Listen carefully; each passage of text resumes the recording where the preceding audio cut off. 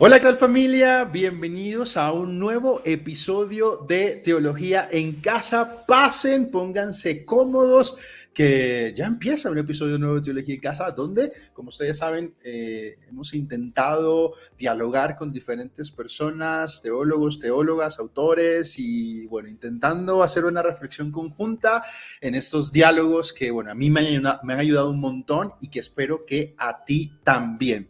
Recuerdan que por allá al principio de año tuvimos un episodio con Cristina Hinojel Sanz. Bueno, este es otro episodio sobre sinodalidad para continuar esta reflexión que creo que hay que seguir acuerpándola y que creo que hay que seguir haciéndola. Y me conecto con una persona desde otra parte del mundo. Yo estoy súper contento que haya aceptado la invitación porque lo admiro, porque admiro lo que hace, porque me encanta lo que hace y porque además, bueno, ha entrevistado a gente que quiero mucho, así que también hay un afecto allí. Querido, muchísimas gracias por conectarte con nosotros, te doy la bienvenida y si quieres para empezar el diálogo, cuéntanos quién eres, qué haces y desde qué parte del mundo te conectas con nosotros. Gracias por estar aquí en Teología en Casa. Pues encantado, Marco, de estar contigo y con todos los amigos de Teología en Casa.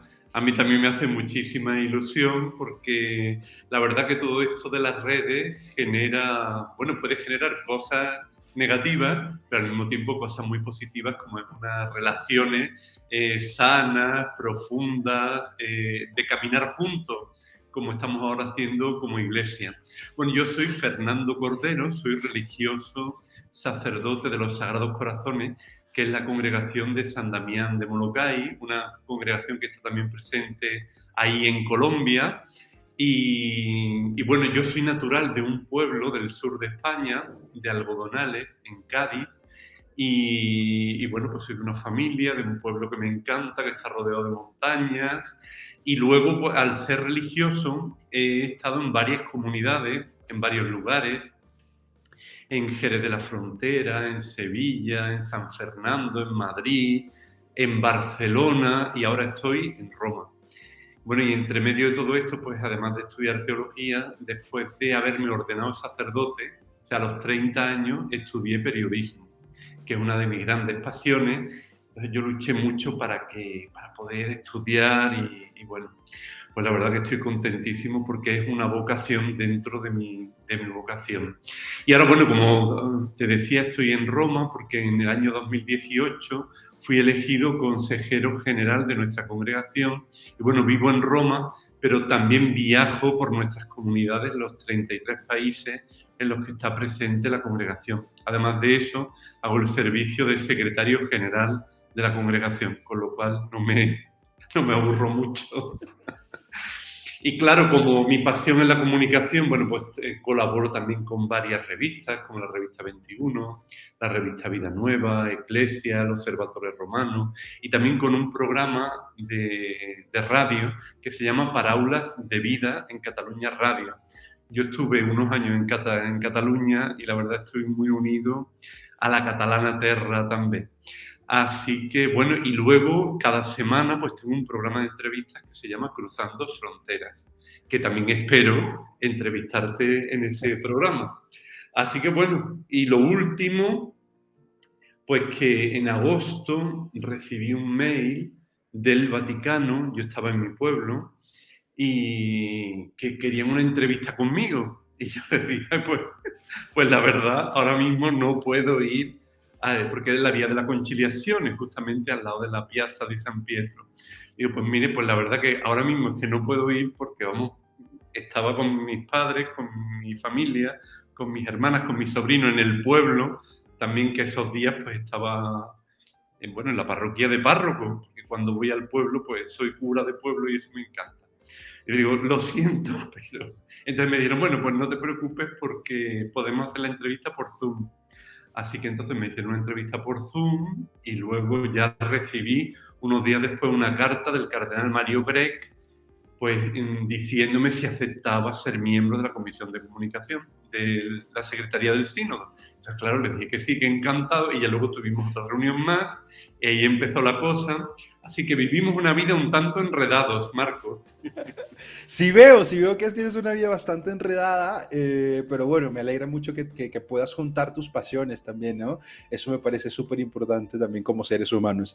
Mira, empecemos a problematizar algunas cositas a propósito de esto último que has dicho. Qué chévere que estés trabajando desde la comisión, desde la Secretaría del Sínodo en el tema de comunicación. Primero, ya que has estado allí, ya que has estado metido en el asunto, en tu propia reflexión, con lo que has meditado tú, ¿cómo ves el tema del sínodo? ¿Cómo crees que se ha movido bien? ¿Cómo lo ves tú desde la distancia también? Las resistencias, en fin, si quieres regalarnos así una especie como de panorámica de cómo está la cosa en este momento, como para uno enterarse también, porque uno de pronto no se entera de esas cosas. ¿Quieres contarnos un poquito de eso, porfa? Pues sí, con mucho gusto, aunque yo creo que también, claro, mi opinión es una opinión más, ¿verdad? Aunque es cierto, te puedo decir que cada semana en la Comisión de Comunicación hay un grupo, que es el grupo editorial, que seleccionamos las noticias para la newsletter de la Secretaría del Sínodo. Entonces, claro, como participo en este grupo editorial que dedicamos muchas horas a la semana, cada semana, tengo muchas noticias de lo que sucede y también muchas noticias que redactamos, que componemos, que damos ideas, que esa parte, la verdad que es una parte muy, muy bonita. Luego también en el mes de febrero ha habido el primer balance del Consejo del Sínodo sobre cómo va la sinodalidad en esta fase diocesana. Yo creo que, por un lado, se ha generado un gran un entusiasmo enorme en todo el mundo. Y cuando digo en todo el mundo, lo mismo en Tailandia que en Kenia. Por ejemplo, en Kenia han elaborado un método con dibujos y con diferentes lenguas autóctonas para poder trabajar el tema de la sinodalidad en campos de refugiados. En una parroquia de Escocia, bueno, se han inventado también otro tipo de técnicas. Es decir, nos vamos encontrando himnos, un himno de jóvenes en el Perú. Bueno, nos vamos encontrando mucha creatividad en torno a la sinodalidad y gente que quiere participar y personas en parroquias de los más diversos contextos que se reúnen, que reflexionan en torno al documento preparatorio, que utilizan el Vademecum. Hay párrocos que están impulsando muchísimo todo esto y también laicos que están entregando lo mejor de sí por la sinodalidad. Otra parte que diría yo es quizás menos entusiasta y, entre comillas, un poco más perezosa, ¿no? Porque yo creo que la sinodalidad supone escuchar al otro, ponerte en la piel del otro, también no solo escuchar para ver si coincide con lo que yo opino, sino para ver qué es lo que el espíritu habla a través de esa persona. Esto es también un ejercicio espiritual, es más complicado. Entonces yo creo que en el discernimiento no estamos tan habituados. Estamos habituados a tomar decisiones de una manera individual, pero ponte tú en grupo a tomar una decisión, ¿no? Con otra persona que es totalmente diferente a ti, reconocer la presencia del Espíritu Santo en lo que esa persona está diciendo. O sea, una parte también como más complicada. Y después habría otro grupo que creo yo que puede ser de personas que estén menos en la onda del sínodo, porque lo ven como una amenaza a la Iglesia constituida, porque lo ven como otra manera de ejercer el papado. También surgen dificultades porque hay muchos que dicen, bueno, ¿y cómo se va a hacer la tabulación de todas las respuestas que lleguen a Roma de la fase diocesana? ¿Realmente lo que yo he dicho, lo que ha dicho mi grupo, llegará y eso contará también? O sea, ahí hay muchas inquietudes.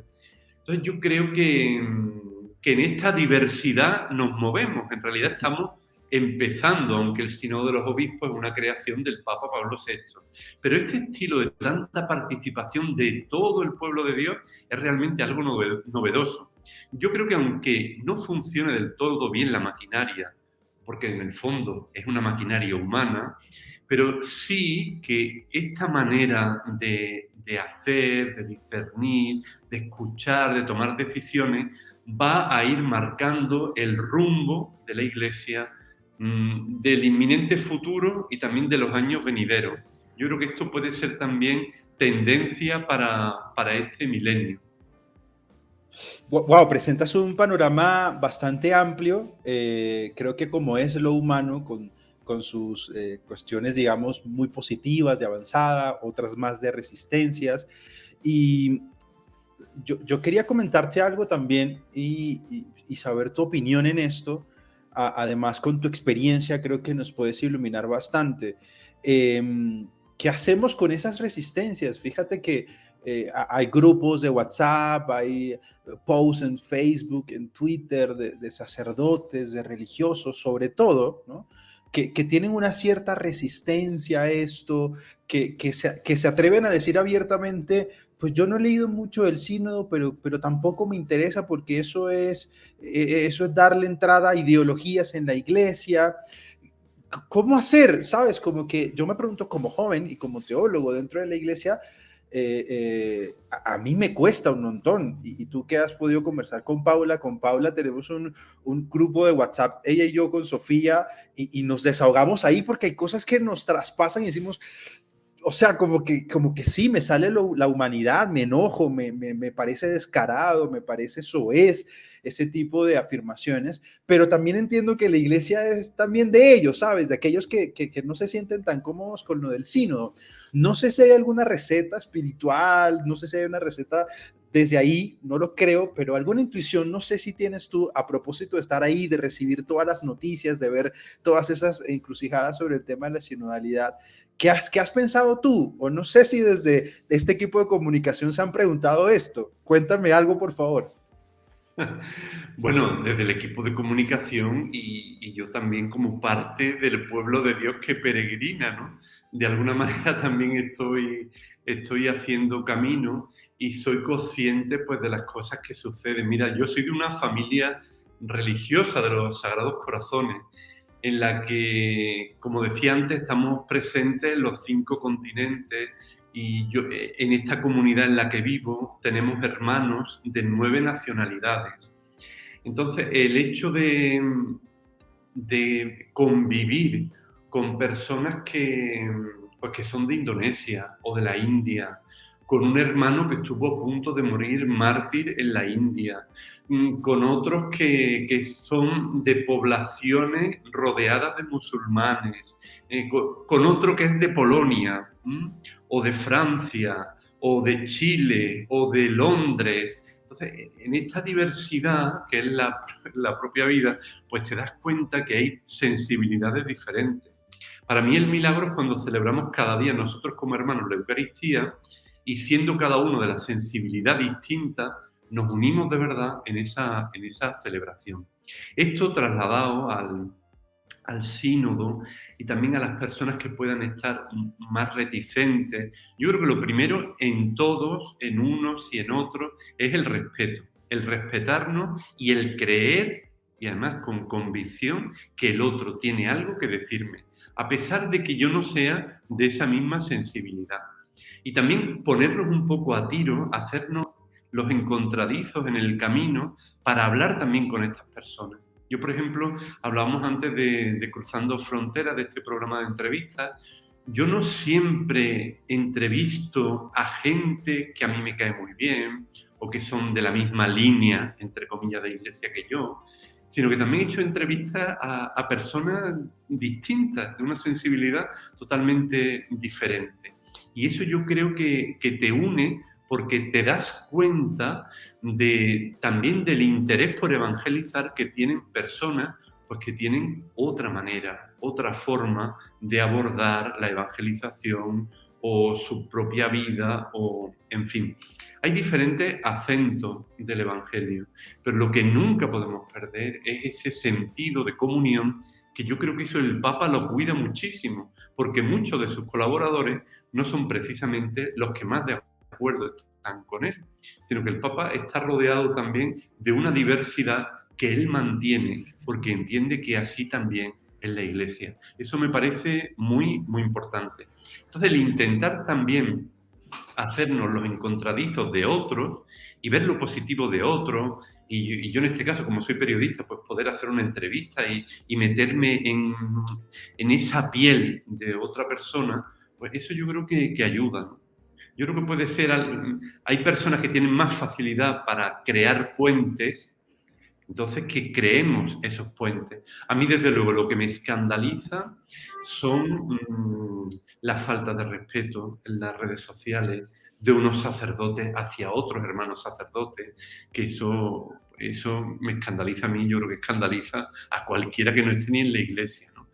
Entonces, el que sepamos respetarnos, querernos, valorarnos, yo creo que de todos los grupos que están en la iglesia podemos aprender.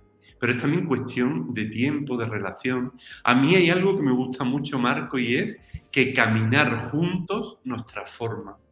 Que yo creo que hacer camino juntos, el sínodo no es hacer cuestionarios de preguntas, los 10 núcleos temáticos del final, sino es hacer camino, hacer proceso, transformarnos. Eso luego va a llevar una serie de discernimientos, de decisiones, y eso luego tendrá unos horizontes también a la hora de lo que es la planificación de la Iglesia, ¿no? O de nuestro futuro.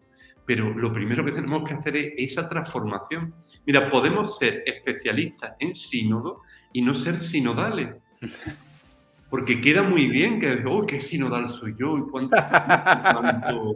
Mira, escuchar es trabajoso. Hacer noticias, resumir noticias, intentar sacar lo mejor o encontrar una perla donde a veces no la hay, es complicado. Pero detrás de todo esto hay un interés, unas ganas por esa transformación de encontrar el espíritu en esa noticia, en ese rostro, en esas personas. Totalmente de acuerdo. Y creo que, no sé si te parece esto, es una cuestión que he estado como percibiendo a propósito del tema de la sinodalidad, lo hablaba también con Cristina, y es, nos llega ahora esta apuesta por la sinodalidad y nos estamos dando cuenta que no sabemos ser sinodales, que no sabemos construir proyectos juntos, que no sabemos tomar decisiones juntos. Algunas personas en este momento no hablan dentro de la iglesia porque nunca se les enseñó a hablar. Entonces ahora hablar pues les cuesta porque están acostumbrados a que el religioso, el padrecito, el director, pues hable y es el que toma las decisiones. Yo no. Entonces, estamos como viviendo un proceso de conversión muy fuerte porque a los que siempre hemos hablado y siempre hemos tenido posición para hablar y autoridad para hablar, nos toca hacer un poco de silencio para escuchar a los otros. Y a quienes no han hablado o porque se les dijo que no podían hablar o porque se les dijo que su opinión no valía, ahora ponerlos a ellos a dialogar también es un proceso de conversión y creo que de espiritualidad también. Necesitamos mucho espíritu allí. Porque entiendo que es complicado, porque entiendo que estamos acostumbrados a un modelo y a una manera de ser iglesia que se está viendo en este momento trastocada, ¿no? Que ya venía un poco atrás desde el concilio, pero que ahora ha venido como con mayor fuerza, de alguna manera, en el pontificado de Francisco.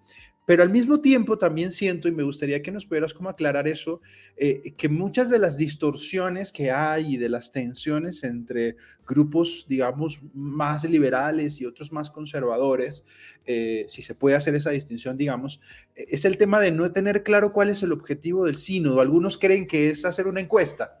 Otros creen que es para, mejor dicho, vamos a acabar con la iglesia ahorita y vamos a acabar con la jerarquía y entonces es un anarquismo teológico. Otros creen que es para, no sé, abrir a lo que ellos llaman ideologías del mundo. No sé si eso exista, pero bueno. ¿Cuál es el propósito en últimas? Acláranos eso, por favor, de este sínodo. O sea, ¿por qué el Espíritu le puso esto en el corazón a Francisco? ¿Cuál es el invento detrás de? ¿Cuál es el secreto oculto detrás de todo esto? Si nos quieres aclarar eso también, por favor. Hombre, la verdad que si fuera el secreto oculto, seguramente no sería yo la persona más indicada para decirlo, porque porque realmente no conozco el secreto oculto. Pero sí que te puedo decir que, claro, en el logo del sínodo se habla de comunicación, hay de comunión, comunión, comunicación, qué importante, ¿no? Participación y misión.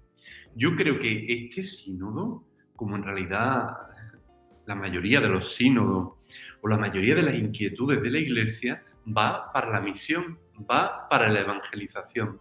Pero no podremos evangelizar si no hay una comunión entre nosotros inspirada en las relaciones del Padre, del Hijo y del Espíritu Santo, si no hacemos partícipe a los otros de esta comunión, de este río, de esta relación continua de amor. Y todo eso vivido, experimentado, orado, nos lleva a la misión de ser iglesia en salida, de dar a conocer la buena nueva de la alegría del Evangelio a aquellos que no conocen. Y sobre todo el ser instrumento del encuentro con Jesús. Creo que lo más importante de todo, el gran misterio de todo está en ese encuentro personal con el Señor. Un encuentro que no se puede hacer individualmente, sino que es un encuentro que lo descubrimos en la comunidad, que lo descubrimos cuando estamos juntos, cuando rezamos juntos, cuando luchamos por la injusticia juntos, cuando nos preocupa la realidad de los otros, de los que más sufren, cuando tenemos el alma en vilo ahora con la guerra de Ucrania, cuando nos preocupan los conflictos en África o en Asia o en tantas zonas, ¿no? O ya en Colombia, ¿no? Que mis hermanos de los Sagrados Corazones me contaban también todo el tema de la guerrilla, de los conflictos, de cómo eso les ha marcado, del perdón, de las heridas. Entonces, yo creo que esa misión de anunciar una buena nueva a un mundo que con frecuencia está triste, un mundo que ahora con la pandemia también la desesperanza puede anidar en muchos corazones. Yo creo que el objetivo del sínodo es ser una iglesia mucho más viva, más comunitaria, una iglesia que vuelve a las raíces del Evangelio, una iglesia en la que tenemos libertad para tratar todos los temas, una iglesia también en la que ofrecemos luces y no sombras, una iglesia que es una iglesia que afronta también su propia debilidad, que pide perdón, por ejemplo, que pide perdón sobre todo a las víctimas de la propia iglesia. Y eso lo he vivido yo de una manera muy especial y muy honda con nuestros hermanos allí en Chile, que he pasado parte de la pandemia allí. Y no sé, a mí me parece que esta misión es lo que estructura el eje transversal de este sínodo de los obispos en torno a la sinodalidad. Eso me parece a mí que es lo más importante, que la Iglesia lleva un rumbo claro. El Papa Juan Pablo II nos hablaba de la nueva evangelización. Bueno, pues seguimos también intentando evangelizar en este mundo presente que nos ha tocado vivir. No sé si te he desvelado algo, ¿no, Marco? Pero yo creo que por ahí van las cosas. Que no es un sínodo para mirarnos a nosotros mismos y a ver, uy, qué bien estoy yo aquí escuchando a Marco o a Cristina o a Rafael Luciani, ¿no? Sino que este es un sínodo para despertarnos, para tomar conciencia de que somos pueblo de Dios, todos, laicos, religiosas, sacerdotes, obispos, todos. Quiero retomar algo de lo que decías, y yo creo que es tal vez la parte más difícil. Yo no sé por qué, pero he insistido mucho en ella, y es el tema de las heridas. El Papa Francisco cuando habla sobre el tema de la sinodalidad nos dice que no estamos haciendo esto para dar una imagen bonita de la iglesia, ¿no? Mira, como lo decías tú, no, mira qué bonitos, ahora somos democráticos, ¿no? Ahora tomamos decisiones en democracia. No es para dar una imagen bonita, ni siquiera para instrumentalizar a las víctimas, ¿no? Ay, mira que ahora sí estamos escuchando a las víctimas, no es para dar una imagen bonita. Y Cristina, cuando hacía aquella reflexión en el momento de oración en octubre, decía una cosa muy, muy potente, ¿no? Somos heridos caminantes y al mismo tiempo somos una iglesia tanto herida, pero también una iglesia que ha herido a los demás. Entonces aparece ahí como el tema de la herida, y a mí ese tema me ha fascinado reflexionarlo, porque creo que en algunos espacios como que se insiste, ¿no? En querer proteger, incluso en términos apologéticos, en defender la imagen de la iglesia, cuando lo más sensato sería decir, pues sí, la hemos embarrado, como dicen aquí en Bogotá, ¿no? No sé cómo se dirá en otras latitudes, ¿no? En Panamá tenemos una más fuerte, pero evitaré decirla hoy. Sí, nos hemos equivocado. Y hacer sinodalidad es justamente, si no es para dar una imagen, es para mostrarnos heridos, creo yo, ¿no? Como para decir, mira, en esto nos hemos equivocado. Y descubrir, recuerdo que el cardenal Mario Grecci, cuando le escribió a los obispos en Estados Unidos, decía, descubrir los modos en los que en la que la iglesia misma, ¿sí? Ha hecho daño a hombres, a mujeres, a niños y a familias. Los modos, o sea, descubrir qué palabras utilizaban, qué metodologías, desde qué posiciones, ¿sí? ¿Para qué? Pues no es una memoria, y en eso Colombia ha trabajado mucho, ¿no? No es una memoria para dejar la herida abierta, sino es una memoria profética, es decir, para que no ocurra más, es que esto no puede ocurrir más. ¿Qué has reflexionado tú sobre el tema justamente? Acabas de decir que estabas en Chile en medio de la pandemia, que es un país golpeado por esta situación.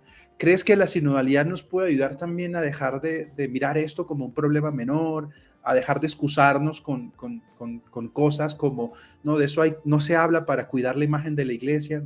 No sé, eso es un tema que a mí me duele mucho, porque justamente creo que hay muchos intentando como que defenderlo a toda costa, cuando lo más sensato es decir, no, es que, sí, es que, ¿qué hacemos? O sea, ha sido un error estructural. No sé, ¿qué luces has visto allí también desde la sinodalidad? Bueno, desde la sinodalidad y también desde la propia realidad, ¿no? Y desde la vivencia de mis hermanos allí, bueno, que también había casos de abuso y todo lo que ello conlleva, ¿no? Y entonces, ¿cómo lo han vivido en los últimos años? Y mira, yo estuve en una de las reuniones que se llama capítulo provincial, que estaban todos los hermanos reunidos, y entonces invitaron a una víctima de un hermano de la congregación de hacía unos 25 años así, que en su juventud, pues, bueno, pues sucedió esta agresión, ¿no? Y, y bueno, yo te puedo decir que el contacto con las víctimas, el escuchar a las víctimas, eso no nos puede dejar igual, vamos, no nos puede dejar indiferentes, ¿no? El contemplar el dolor, la herida causada por alguien, ¿no? Y por un hermano en concreto de esa provincia, pero de una congregación, de mi congregación. Entonces, una de las preguntas que nos hacían esta persona era, ¿y ustedes dónde miraban cuando sucedió este hecho, ¿no? ¿Dónde estaban mirando ustedes cuando pasaba esto y no se daban cuenta, ¿no? Como que hay una parte de la estructura que invisibiliza el que estas cosas pudieran pasar, ¿no? Y, y la verdad que fue una experiencia que yo la tengo muy, muy presente, ¿no? Y después de haber estado también con el provincial, esos meses de pandemia, viendo cómo trataban a las víctimas, ¿no? Y la preocupación y la reparación también, ¿no? Esa preocupación que nunca, en realidad nunca se puede reparar a una víctima de abuso, porque ha sido vulnerada en lo más íntimo, vamos, no hay nada que pueda repararlo, ¿no? Yo creo que podemos decir así fácilmente, el amor de Dios puede reparar, claro que puede reparar, ¿no? Pero yo tampoco, no lo diría tampoco, porque me parece que el misterio de la víctima es un misterio que conecta de alguna manera también con el misterio del propio Dios, porque es lo más íntimo, que toca también con la intimidad del corazón de Dios. Entonces yo creo que ahora mismo, por ejemplo, en Chile, pues yo veo que hay una preocupación grande por una cultura del cuidado, en la pastoral, en todo esto, y también por la atención a las personas que han sido víctimas de abuso. Pero bueno, esto es un camino que se está haciendo, que el Papa también estuvo allí, el Papa también se equivocó en algunas declaraciones que hizo, el mismo Papa luego pidió perdón. O sea que yo creo que también tenemos que aprender a eso, a pedir perdón, a que nos equivocamos, a que... Y claro, es una iglesia que hiere, pero también cada uno de nosotros hemos de reconocer nuestras propias heridas, ¿no? También Jesús en la cruz es el herido, pero al mismo tiempo es el sanador, somos sanadores heridos, ¿no? No sé, es un tema muy, muy complejo, ¿no? Pero yo creo que la transparencia, y yo creo que esto las sociedades democráticas nos ayudan también, tiene que ser y la tolerancia cero, que tanto Benedicto XVI como, por supuesto, el Papa Francisco, pues están llevando a cabo. Luego, ¿qué es lo que sucede, Marco? Que muchas veces, claro, los obispos se encuentran con sacerdotes de su diócesis, sacerdotes queridos, que no podían ni figurarse que esa persona, además que son personas carismáticas, que tienen buena fama, que son arrolladoras con la juventud, no estoy justificando nada, pero que es un shock detrás de otro shock, es tremendo, ¿no? Pero yo creo que el que desde Roma, desde el Papa, se indique cuáles son, en diálogo con los demás obispos, o sea, sinodalmente, y con todo el pueblo de Dios, cuáles han de ser esa cultura del cuidado, en qué hemos de tener cuidado, y que esto no puede volver a pasar, porque solo una víctima es un fracaso para la Iglesia, es un fracaso para la humanidad.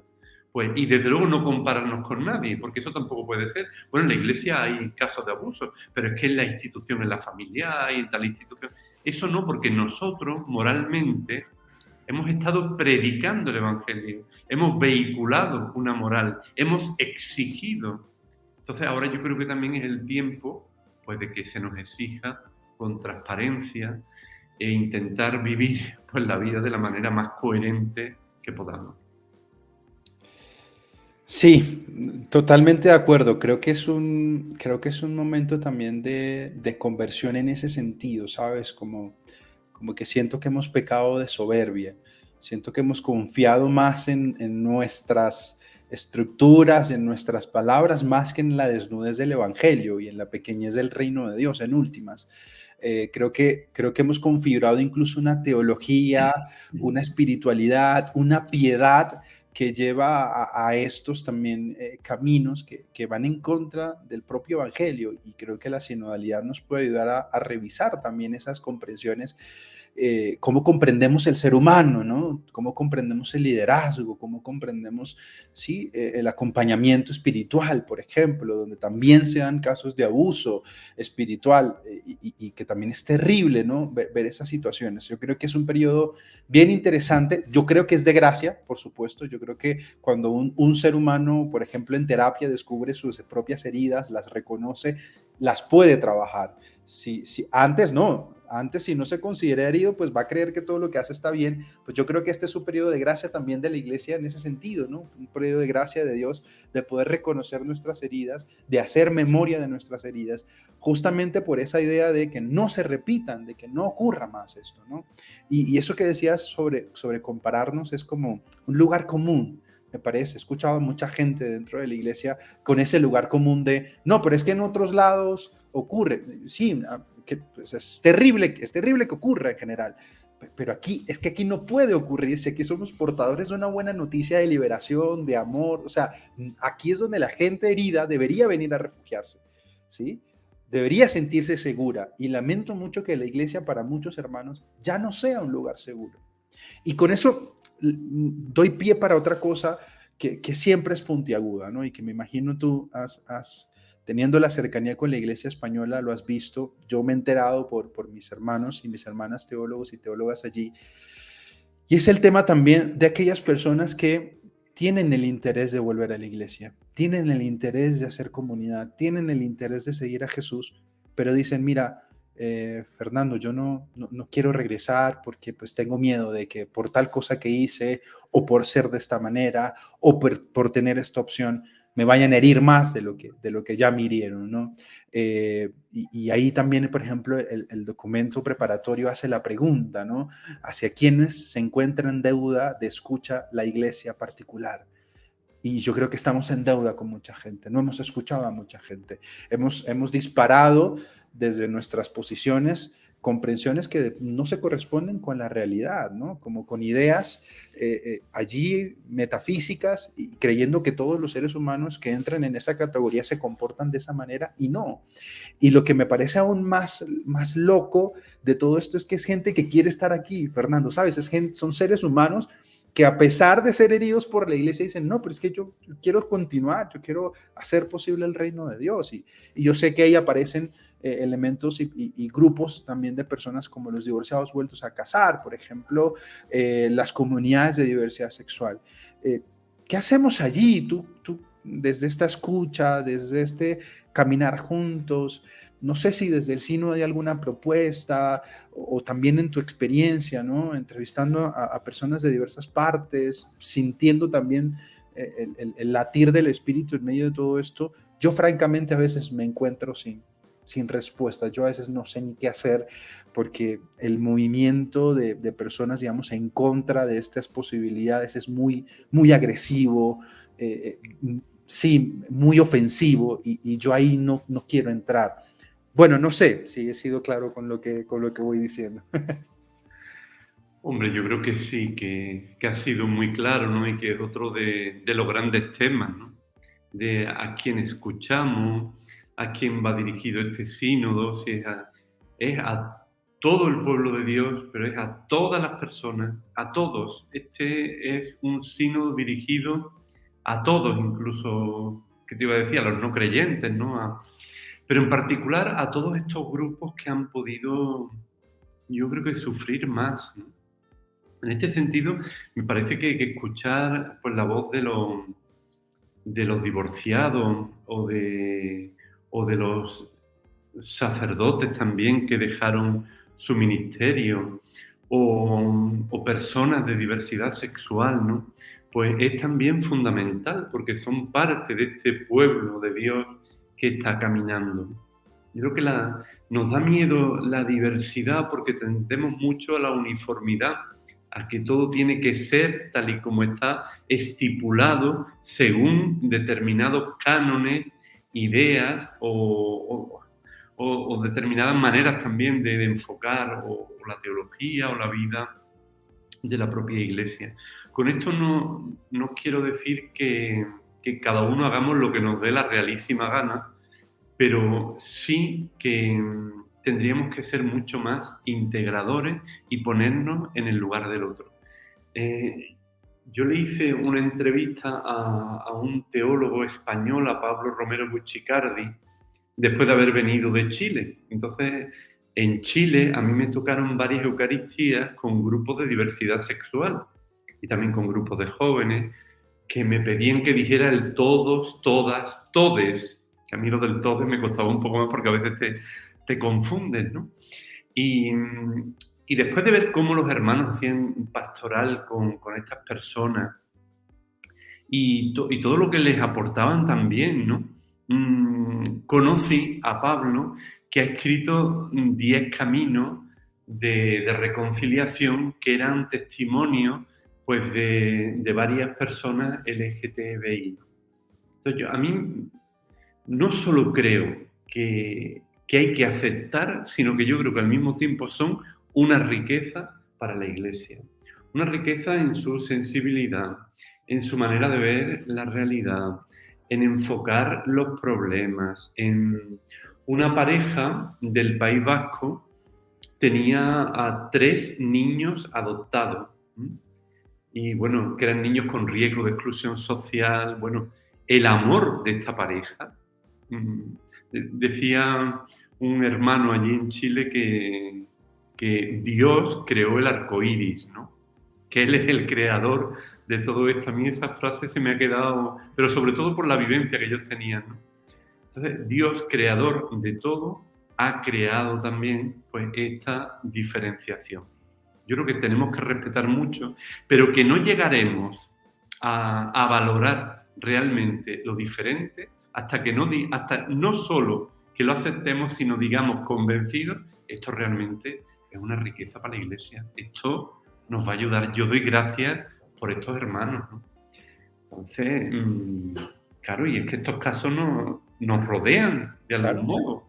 Nos rodean en la familia, nos rodean en los diferentes ambientes, en un colegio, en una parroquia, ¿Cómo podemos excluir a nadie por una opción sexual o porque una relación se haya roto o porque tal camino pues se haya tenido que reconducir? Pues, ¿cómo podemos integrar más, valorar más, acoger los dones del otro? Yo creo realmente que la comunidad LGTBI tiene que aportar muchísimo, muchísimo a la Iglesia y que este camino sinodal va a abrir puertas para que nos escuchemos y digamos todos qué es lo que opinamos, ¿no? Y en este y en otros muchos temas, ¿no? Pero yo creo que la sintonía es esa.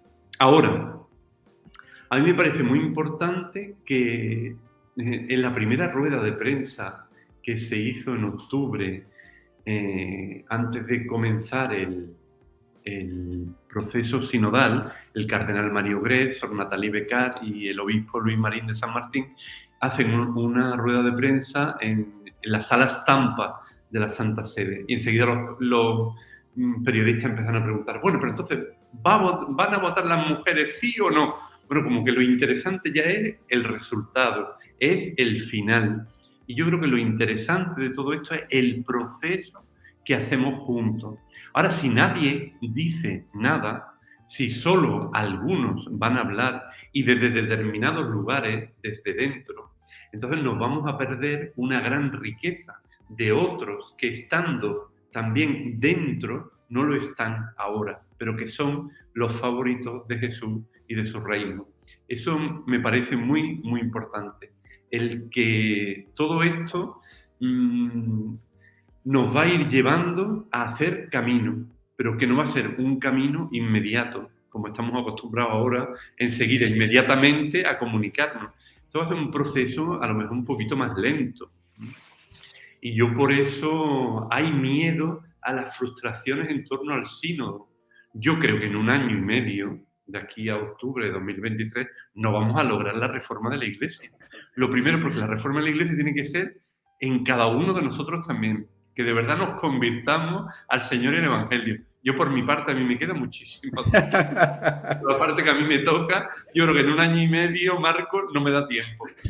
Pero creo que a la maquinaria, esta maquinaria que a veces es un tanto pesada, falta tiempo, ¿no? Pero yo ya estoy viendo brotes, y se ven brotes en el Vaticano, se ven brotes en muchos sitios de cosas que están cambiando. Por ejemplo, hasta hace un par de meses no había ninguna mujer en las audiencias del Papa, digo ninguna mujer, el Papa en el aula Pablo VI está arriba, justamente detrás de ese Cristo resucitado maravilloso. Y entonces quienes estaban arriba eran que si los guardias suizos, los monseñores al lado del Papa y luego los traductores, que eran todos sacerdotes con sotana negra. A partir de hace un par de meses están apareciendo mujeres que también hacen la función de traducción y que participan. O sea, son cosas muy pequeñas, ¿no? A mí cosas que de verdad me da vergüenza cuando alguien desde fuera, que no tiene nada que ver con la Iglesia, mira la presencia de la mujer en actos visivos, ¿no? Entonces tú dices, madre mía, qué lejos estamos todavía de ese caminar juntos, ¿no? De ese dibujo del logo, del sínodo, de la sinodalidad. Pero se están dando pasos. Y yo creo que lo importante no es quemar y destruir el camino, sino posibilitar el que sigamos avanzando, no ir poniendo bombas en el camino para que nadie lo pueda transitar, sino más bien el irnos empujando unos a otros y el irnos empujando también en esperanza. Eso me parece otra buena cosa, vamos, de construir comunión. Tú que eres periodista, podrás ayudarme a pulir esta idea, ¿no? A mí también me causa cierta gracia y a veces cierta vergüenza también cuando son noticias, cosas que hace muchísimo rato deberíamos haber superado, ¿no? El Papa pone a Sor tal como líder de tal cosa y uno dice, pero es que ¿qué más evangélico que eso? O sea, ¿por qué es noticia? Y cuando uno va a ver la propia historia de la iglesia, dice, claro, tiene sentido que, digamos, desde el periodismo fuera de la iglesia sea noticia, porque es que nos hemos presentado como una estructura machista, patriarcal, en estas categorías, ¿no? Incluso hasta antes de Francisco, muy europea, ¿no? Todo venía desde Roma hacia las comunidades fuera de Roma, aquí en la América Latina pues llegaba lo que el Papa decía, pues había que hacerlo, sin contextualización, sin procesos de diálogo, ¿no? Y bueno, ahí nacen también todas las conferencias episcopales latinoamericanas y demás. Entonces yo decía, cuando aparecen estas noticias, cuando pasó lo del electorado, no sé cómo se vivió allá, pero por acá eso fue no, ahora las mujeres pueden leer en la Eucaristía. Yo decía, Dios mío, qué vergüenza, o sea, se me cae la cara, porque es que, ¿cómo así que esto es noticia, ¿no? O sea, si es que esta es la fuente vital del Evangelio, un Jesús que no hace jerarquías, sino que invita a todos a colaborar juntos en la mesa del reino, ¿no? Eso por un lado pensaba. Y ahora, ya para ir cerrando este diálogo, que me lo he pasado increíble y te lo agradezco muchísimo, me gustaría ahora aprovechar tu experiencia como comunicador y que nos regales algunas pistas en función de la comunicación para varios problemas que yo he visto, ¿no? ¿Qué hacemos, Fernando? Por ejemplo, me llegó la foto hace unos días de un joven, me escribía, mira la reunión de sinodalidad que hubo en mi arquidiócesis, y cuando veo la foto, pues solo estaban los sacerdotes. Y yo decía, Dios mío, se me cae la cara. Y yo decía, pues, ¿cómo hacer para comunicarnos también sin herir al otro, por supuesto? Yo sé que hay muchos sacerdotes que tienen miedo, que es un miedo muy humano y lo respeto, pero también digo, pues, ¿cómo comunicar? Tú que tienes esa experiencia, ¿cómo comunicar nuestras quejas, nuestras diferencias? Bueno, no sé, no se me viene a la mente otra palabra, pero sí, cómo comunicar cuando no nos sentimos del todo cómodos y cuando no sentimos que nuestra voz no está siendo tomada en cuenta. ¿Qué tips nos puedes dar ahí? Yo lo pregunto desde mi ser joven, ¿no? En eso sí también quiero ser súper claro, ¿no? Nosotros los jóvenes tenemos esa idea de andar todos, sí, pues es típico de ser joven, ser medio revoltoso y tal, pero bueno, no sé, en Bueno, los general. que no somos tan jóvenes también seguimos siendo revoltosos, aunque más serenamente revueltos, claro. Exacto, exacto. Mira, yo lo que les diría a estas personas es que es muy legítima su observación, su crítica, y que es bueno que la hagan con naturalidad y que la hagan si tienen la oportunidad de estar con su párroco, con alguna catequista o con alguien que tenga relación con la iglesia, pues que además de las redes sociales, que eso también se diga, se hable, para que esto llegue, para que no nos quedemos callados en una actitud pasiva, ¿no? O sea, eso me parece muy importante, el hecho de poderlo decir. Además, el sínodo genera diferentes vías para que las diferentes opiniones puedan llegar también a la secretaría del sínodo, aunque yo creo que lo más importante es hacer el proceso comunitariamente, ¿no? Hacer el proceso en grupo, es decir, no responder una encuesta y la mando a Roma y ya creo que con eso voy a salvar la iglesia, ¿no? Sino que es el proceso completo. Y mira, yo soy en general yo soy bastante positivo y propositivo y soy muy de tender puentes porque creo que los enfrentamientos en el fondo lo que llevan es a vivir mucho más polarizados. Si hay distancia entre uno, como nos enfrentemos todavía más, polarizamos. Pero si nosotros, por ejemplo, en el grupo editorial del Sínodo también tratamos de trabajar y de ver diferentes noticias en las que se ve, por ejemplo, que una comunidad laical, con el sacerdote, con religiosos, con lo que es el pueblo de Dios, están transformando su vida parroquial. Mira, el otro día me decía el párroco de la parroquia de San Pedro Poveda de Jaén, dice, mira, yo estaba convencido de la evangelización del Papa Francisco, yo hice mi tesis sobre Evangelii Gaudium, pero ahora con la sinodalidad todo esto se ha multiplicado. Pues fíjate qué testimonio tan bonito de alguien, de un sacerdote que dice que todo esto le ha ayudado a multiplicar la evangelización y que se sienta realmente uno más con los laicos, o también con el papel de pastor, de animador, pero en una parroquia en la que bueno, todo lo llevan adelante los laicos, ¿no? El papel, ese papel tan fundamental, ¿no? Entonces yo creo que ahí también tenemos que ir aprendiendo, ¿no? Por un lado, a ser críticos, pero claro, todo el día no puedes ser crítico, porque una persona que es súper crítica termina amargada. También tener una mirada positiva e ir tendiendo puentes, el ir ofreciendo también algunas pautas. Quien ve actuar a Francisco, su cercanía, yo creo que muchos obispos también intentan ser más cercanos. Igual hay gente que no le sale ser cercana, pero dice, mira, el Papa, este estilo me gusta, ¿no? De ser cercano.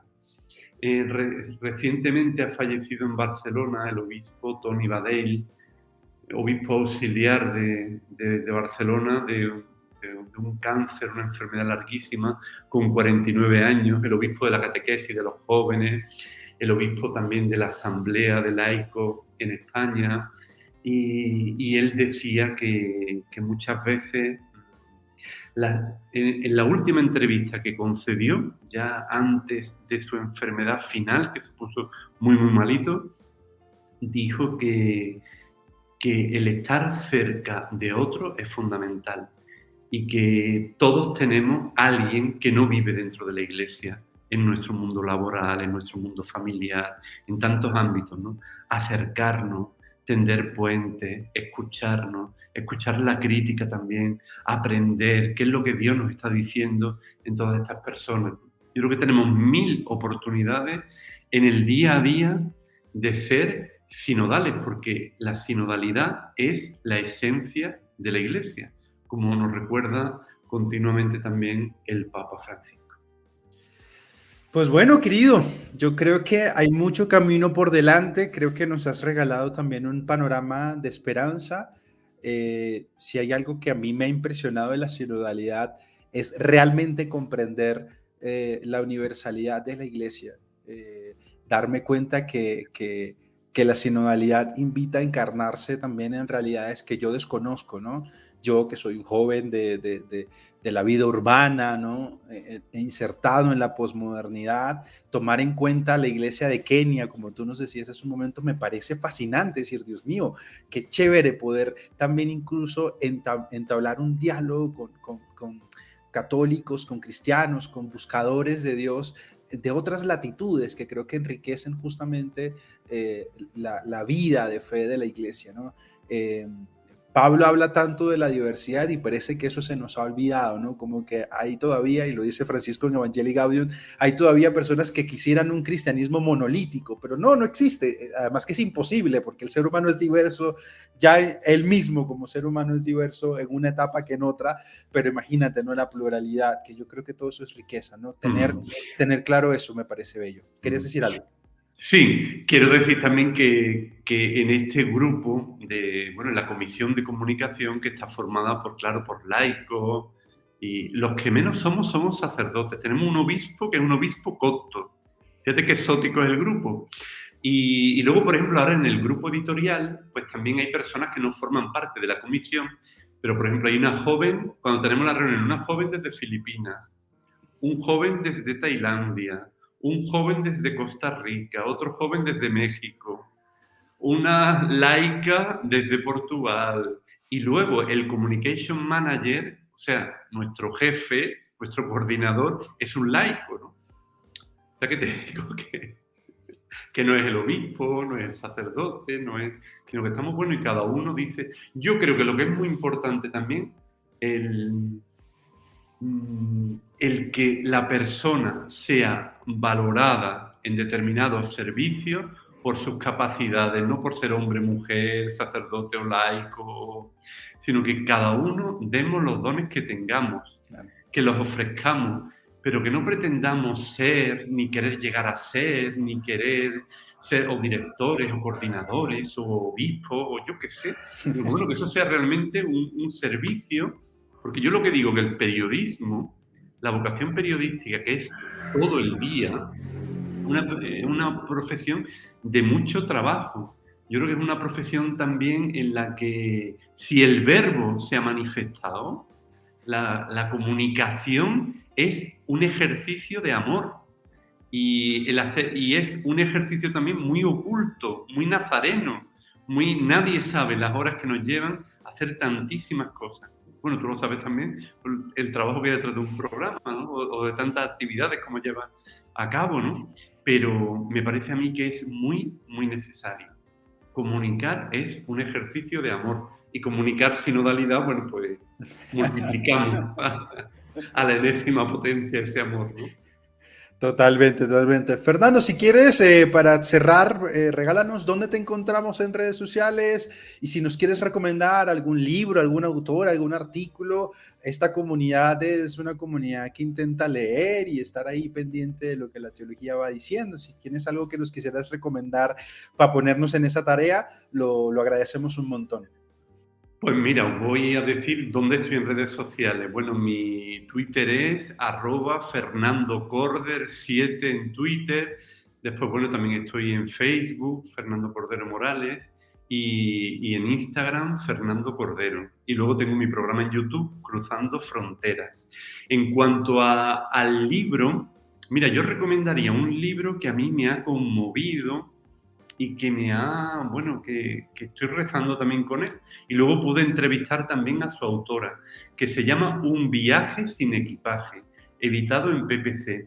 Y cuenta, la protagonista es una mujer que ahora mismo está estudiando teología, que ha superado un cáncer y bueno, todo el proceso han sido 5 años. Entonces, en el libro cuenta toda esa experiencia de encuentro con el Señor a través de la enfermedad. Pero lo cuenta de una manera con una finura espiritual grandísima y al mismo tiempo nos da todos los detalles de lo que ella ha ido viviendo y lo que ha ido viviendo también con otras mujeres en esa misma situación, la capilla del hospital, los pasillos fríos del hospital, el cómo llegaba a casa, su hijo. O sea, y después muy, muy bonito en el libro, es una preciosidad cómo utiliza determinadas parábolas del Evangelio para ir contándonos todo este proceso de la enfermedad. Y ella dice que esta enfermedad, pues que la ha unido más a Cristo, ¿no? Y que en el fondo ella se identifica con la parábola del hijo pródigo de volver a los brazos del Padre. Y me decía, mira, Fernando, qué pena que me haya sucedido esto tan tarde, porque yo tenía que hace años, haberme encontrado con esta alegría del Señor, ¿no? Y haber sido de verdad evangelizadora y misionera. Bueno, esta mujer a mí me ha tocado muchísimo, el libro es precioso y ese es el libro que recomendaría en este momento. Y después hay otro, El hermano inacabado, Carlos de Foucault, que es obra de Margarita Saldaña, que es de la familia espiritual de Charles de Foucault y que vivió en Uruguay, ahora mismo está en París. Ella está trabajando en una clínica con enfermos paliativos, o sea, en vida nazarena oculta. Y cuenta la vida, el proceso de Charles de Foucault, pero como un hombre inacabado, que le faltaban muchas cosas por terminar, ¿no? Pero en esa limitación, en sus propias heridas y en su propia historia, Dios hace que sea hermano universal, hermano de todos. Entonces, una visión de la santidad y de Carlos de Foucault, y también de darnos cuenta de que no lo podemos todo, de que una cosa son las cosas que nosotros planeamos y luego lo que la realidad da de sí. Y entonces es una lectura muy estimulante. Yo creo que su canonización en mayo, que va a ser también un impulso de luz y de encuentro con otros pueblos y con otras culturas, pues nos puede ayudar también. Así que me quedaría con esos dos textos. Muy bien, Fernando. Pues aprovecho este momento para también recomendarles a todos los que nos acompañan. He creado este sitio web, synod.supersite. Ahí encuentran cantidad de recursos sobre sinodalidad, artículos, videos, blogs. Ahí tienen cantidad de recursos para seguir charlando, dialogando, llevando adelante este proceso. Así que pueden aquí está. Igual en las notas del episodio les voy a dejar el enlace por si alguno de pronto todavía a estas alturas del partido no está empapado, pues ahí encuentran yo creo que en habla hispana lo mejor que he podido ir viendo, así que lo tienen ahí a la mano, está en un solo lugar para que no se pongan a buscar. Y bueno, si quieren dejarme algún comentario sobre el sitio web, si les parece algún recurso, ahí dejo un correo electrónico, me pueden escribir y yo con mucho gusto estaré pendiente de eso. Pues nada, Fernando, gracias por estar aquí. Pues muchas gracias y también felicitarte por ese sitio, que ya lo conoce también la Comisión de Comunicación de la Secretaría del Sínodo y que se valora muchísimo. Y que te agradecemos mucho también pues todo ese trabajo y el que esté en español, ¿no? Así que adelante con tantas iniciativas y muchas gracias también por esta invitación a tu programa. Bueno, muchísimas gracias, te mandamos un abrazo hasta Roma, te agradecemos este tiempo compartido y no sé si quisieras despedirte con algún mensajito a todos los que hoy nos acompañan en este episodio.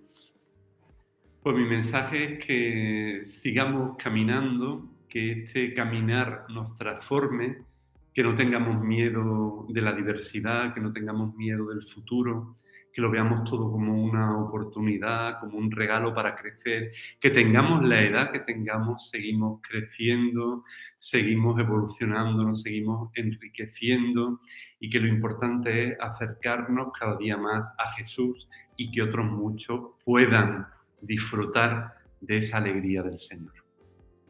Pues querido, ante eso uno que dice, pues amén, que así sea, que se cumpla en nosotros esta bienaventuranza y se haga posible también en nuestras manos, en nuestros pies, el Evangelio de Jesús, que por donde caminemos hagamos posible el reino de Dios. Gracias a ti por tu voz, por tu trabajo, por tu esfuerzo, por aquello que haces oculto, que no sabemos y que nos ha ayudado también a caminar.